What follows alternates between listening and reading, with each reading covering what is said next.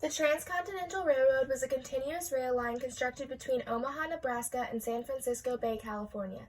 The rail line connected the east and west coast, opening up the opportunity for the easy travel of people and goods from coast to coast. Additionally, the construction of the railroad was politically motivated as it served to bind the Union both physically and symbolically during the Civil War. While the building of such a railroad was discussed for decades, lawmakers could never approve on a route due to contention between northern and southern interests.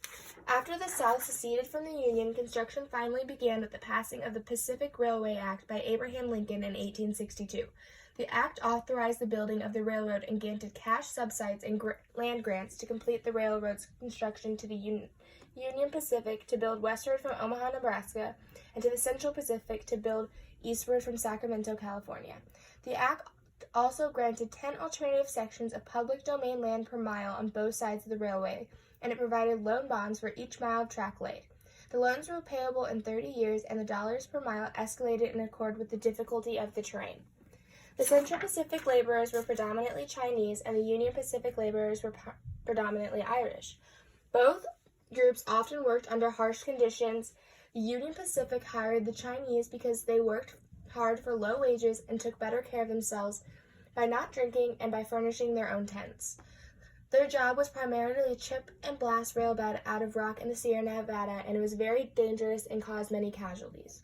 Although the predominant amount of Union Pacific workers were Irish, Mexican Americans, black workers, and many others who were willing to work for low wages were also employed to lay down the track. On May 10, 1869, the completion of the track spanning from coast to coast was celebrated at Promontory Point, Utah. Officials drove in a final ceremonial gold spike. The map here shows the outline of the tracks included in the overall railway project. The highlighted lines are those where primary land grants for the railroad were focused. One can see that there are a large majority of these tracks in the northern half of the United States, especially in the upper Midwest area. But overall, the tracks, one of the main goals was to unify the United States, so this did not create any conflict or anything.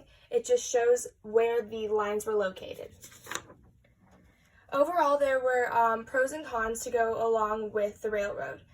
Some pros, it helped the economy and overall industry, but with this help in industry and the building of the railroad itself, it hurt the environment. It helped boost nationalism and unification of the country, and it helped overall transportation of goods and people and made it much quicker. And it also helped the cattle drive, which was started in the late 1860s, and it helped them transport herds from Texas to St. Louis and Chicago, where they would be sold, or predominantly in Chicago, where the meat packing industry was located, where that could be processed through and later sold to the markets on the East Coast.